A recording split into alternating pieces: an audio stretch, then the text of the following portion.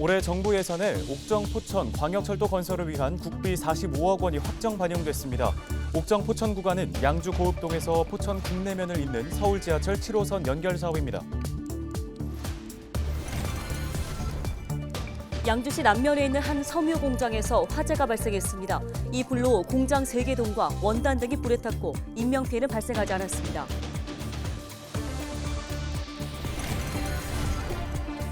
한파가 계속되면서 한랭 질환자 수가 늘고 있습니다. 저체온증과 동상은 물론 빙판길 낙상 사고도 이어지고 있습니다. 복지 정책을 강화하고 더 많은 수급자에게 혜택이 돌아가도록 복지급여를 지원하고 있는데 일부 복지급여가 엉뚱한 곳으로 새고 있어 양주시가 대책 마련에 나섰습니다.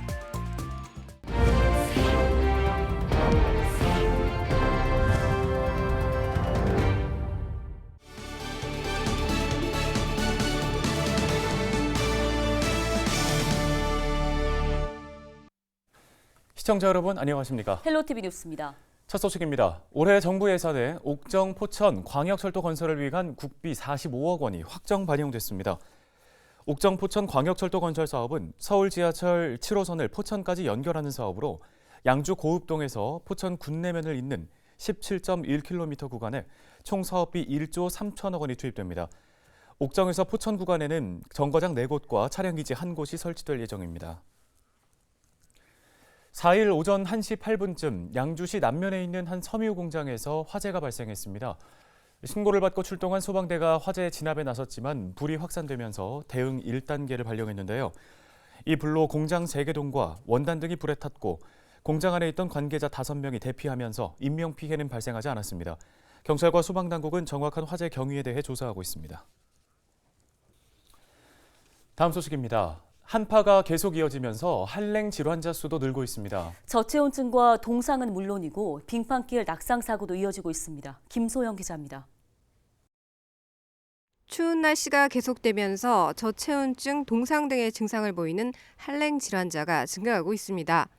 한랭 질환이란 추위가 직접 원인이 되어 인체에 피해를 입힐 수 있는 질환인데 대표적으로 저체온증과 동상 등이 있습니다.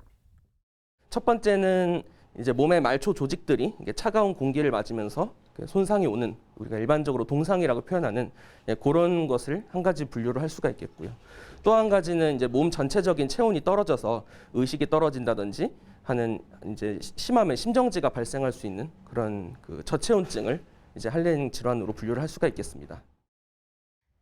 질병관리청은 지난달 14일까지 한랭 질환자 수가 전년 같은 기간에 비해 60% 늘었고 특히 추정 사망자는 같은 기간 전년 0명에서 올해 4명으로 크게 증가했다고 발표했습니다. 신고 환자 중 절반가량은 65세 이상 고령자였고 저체온증이 83%로 대부분을 차지한 것으로 나타났습니다. 특히 고령층의 경우 갑작스러운 한파 시에는 신체 적응력이 떨어지면서 한랭 질환에 취약할 수 있어 대비가 필요합니다. 요즘 같은 날씨에는 실외 활동을 자제하고 활동을 할 경우에는 모자, 목도리, 장갑 등을 미리 준비하셔야 합니다. 옷은 내복이나 얇은 옷을 겹쳐 입는 것이 좋습니다. 알코올과 카페인이 들어간 음료는 가급적 삼가해야 합니다. 길에서 음주를 하시거나 기력이 없으신 분들이 많이 쓰러져 계신 상태에서 출동이 많이 걸리고 있습니다. 그리고 노인분들께서 빙판길을 가시다가 넘어지시는 경우에 팔과 다리가 골절상을 입는 경우가 많습니다. 카페인이 들어있거나 알코올이 들어있는 음료를 마셨을 때는 사람이 느끼기에는 일시적으로 체온이 오르는 효과를 보지만 실질적으로는 체온이 몸 밖으로 발산되기 때문에 체온을 오히려 떨어뜨리는 효과를 냅니다. 무엇보다 외출할 때는 날씨 정보, 체감 온도 등을 확인하고 추운 날씨에는 야외 활동을 줄이는 것이 좋습니다. 헬로티비 뉴스 김소영입니다.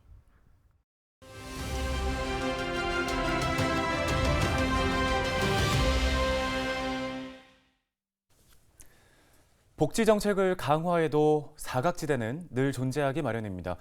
이런 가운데 일부 복지급여도 엉뚱한 곳으로 새고 있어서 양주시가 두 손을 걷고 나섰습니다. 네, 양주시 복지지원과의 박혜련 과장 전화 연결돼 있습니다. 안녕하십니까? 안녕하십니까. 양주시청 복지지원과장 박혜련입니다. 예, 양주시가 복지급여 부정수급 사례를 막기 위해 나섰는데요. 이 얘기는 결국 재정이 잘못 쓰이고 있는 일이 발생하고 있다는 건데 해마다 복지재정 부정수급 사례 증가하고 있다는 통계도 있습니다. 실제 사례 어떻습니까? 복지급여 수급자는 소득, 재산, 그리고 가구원 변동 등을 성실하게 신고해야 하는 의무가 있음에도 이를 신고하지 않거나 축소 신고하는 등 부당하게 수급을 받는 사례가 있어 왔습니다. 이에 양주시는 부정수급 신고 방법과 포상금 지급 제도 등에 대해 적극 홍보하고 있으며 정기적으로 수급 자격 변동 사항 등의 확인 조사를 통해 부정수급 예방에 힘쓰고 있습니다. 네, 엉뚱한 곳에 소중한 예산이 쓰이면 안 되는 일일 텐데요. 만일 부정한 방법으로 복지급여를 타서 쓰는 가구를 발견하면 신고를 좀 할 수가 있다는 건데 신고자의 신원이 노출되진 않을까 하는 우려도 좀 궁금하고요. 포상금의 규모도 한번 설명을 해주실까요? 복지급여 부정수급 사례를 알게 되면 부정수급자의 이름, 주소 등의 정보와 부정수급 사항을 작성하여 복지로 홈페이지 또는 보건복지부나 양주시청으로 신고해 주시면 됩니다. 또한 신고자는 관련 법령에 따라 신분에 대한 비밀 보장을 받을 수 있으며 신고 포상금은 보건복지부에서 지급받는데요. 환수 결정액의 최저 4%에서 최대 30%까지 지급받을 수 있습니다. 단 전화 신고도 가능하나 포상금은 지급받을 수 없음을 참고로 알려드립니다. 네, 복지급여 부정수급 사례를 막는 일은 결국 복지 사각지대를 메우는 결과로 이어질 텐데요. 이 소중한 혈세가 꼭 필요한 곳에 쓰일 수 있도록 어떻게 노력하고 계신지 이 부분에 대한 한 말씀 부탁드리겠습니다. 양주시는 사회보장급여의 적정 지급 관리를 위해 사회보장 정보 시스템을 통해 통보되는 공적 자료를 주기적으로 확인, 조사하고 있으며 특히 부정수급자는 중점관리 대상자로 선정하여 보장비용 징수 절차에 따라 관리하는 등 복지 재정 누수 방지에 앞장서고 있습니다. 네, 알겠습니다. 말씀은 여기까지 듣겠습니다. 양주시 박혜련 복지지원과장이었습니다. 다음 소식입니다. 의정부지검은 최근 6개월 동안 재판에서 실형을 선고받고 도주한 피고인 등 도피 사범을 검거했다고 밝혔습니다. 검찰은 지난해 7월에서 12월 실형 확정 후 도주한 자유형 미집행자와 집행유예 실효 취소자 78명, 재판 불출석 피고인 7명 등 모두 85명을 검거했습니다. 재판에 장기간 출석하지 않아 구속영장이 발부됐다가 검거된 사례를 보면 현역병 입영 통지서를 받고도 입영하지 않거나 음주운전으로 재판에 넘겨졌으면서 연락이 두절된 경우 등이었습니다. 새해를 맞아 달라지는 것들이 있습니다. 대표적으로 만 나이 사용이 있는데요. 네, 작년과 달리 올해 새롭게 바뀌는 정책과 제도를 정리해봤습니다. 이나라 기자입니다. 새해 들어 나이를 세는 방식이 바뀝니다. 세는 나이와 연나이가 생일을 기준으로 한 살씩 더해 나이를 세는 만나이로 통일되는 겁니다. 시민 반응은 엇갈렸습니다. 만나서 쓰는 게 좋죠. 헷갈리지 않고 좋죠. 한 가지만 사용하니까. 좀 혼란스러울 것 같은데 지금까지 해왔던 것이 갑자기 바뀌니까. 만나이가 적용되면 올해 태어난 아기는 0살로, 돌까지는 개월수로 표시합니다. 1일부터 일상에 드러난 변화도 있습니다. 식품 사용 표기가 유통기한에서 소비기한으로 바뀝니다. 실제 음식을 먹을 수 있는 날짜인 소비기한이 적혀 소비자 편의를 높인 겁니다. 여기 진열된 콩나물에는 유통이 가능한 일자인 유통기한과 먹어도 되는 기한인 소비기한이 표시되어 있습니다. 올해는 계도기간으로 유통기한도 함께 표시됩니다. 식품의약품안전처는 두부는 23일, 빵류는 31일, 햄은 57일로 소비기한을 적용할 수 있다고 밝혔습니다. 최저시급이 작년보다 5% 올랐습니다. 올해는 9,620원으로 전보다 460원 인상됐습니다. 하루 8시간 주 5일 일하면 한 달에 201만 580원을 받을 수 있게 됩니다. 영아수당은 부모급여로 확대 개편됐습니다. 1월부터 만 0세 아동에게 월 70만 원, 만 1세에게는 월 35만 원의 부모급여가 지급될 예정입니다. 아이 나이와 관계없이 지원됐던 수당이 아이 성장에 맞춰 부모급여로 지급되는 겁니다.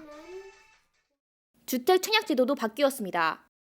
무주택자라면 어디에 살든지 추가 모집하는 무순위 청약을 신청할 수 있습니다. 거주 지역 요건이 폐지됐기 때문입니다. 휘발유 유류세가 올랐습니다. 휘발유를 살 때 붙는 유류세 인하폭이 작년 37%에서 25%로 줄었기 때문입니다. 경유는 작년과 같은 인하폭 37%를 유지하고 있습니다. 헬로티비 뉴스 이나라입니다.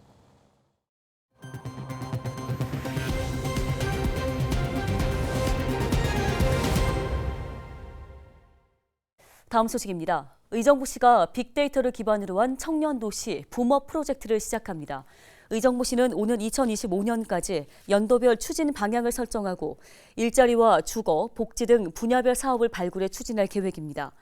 지난해 신설된 의정부시 청년정책과는 청년 관련 빅데이터를 분석하고 이를 바탕으로 사업 계획을 수립할 방침입니다. 포천시가 보훈수당을 5만 원씩 인상했습니다. 포천시는 관련 조례를 바탕으로 지역에 거주하는 보훈 대상자와 그 유족, 참전 유공자 등에게 매월 보훈수당을 지급하고 있습니다. 백영현 포천시장은 지난 지방선거 당시 보훈수당 인상을 공약한 바 있는데요. 보훈수당은 거주지 읍면동 사무소에서 신청할 수 있습니다. 양주시가 체납관리단 10명을 공개 모집합니다. 체납관리단은 체납 상담과 납부 안내문 발송 등의 업무를 맡게 되는데요. 근무 기간은 오는 3월 2일부터 9월 30일까지며 1일 6시간씩 주 5일 동안 활동합니다. 희망자는 양주시 홈페이지에서 신청 서류를 내려받아 작성한 후 오는 16일과 17일 이틀 동안 시청 1층 체납관리팀으로 방문 접수하시면 됩니다.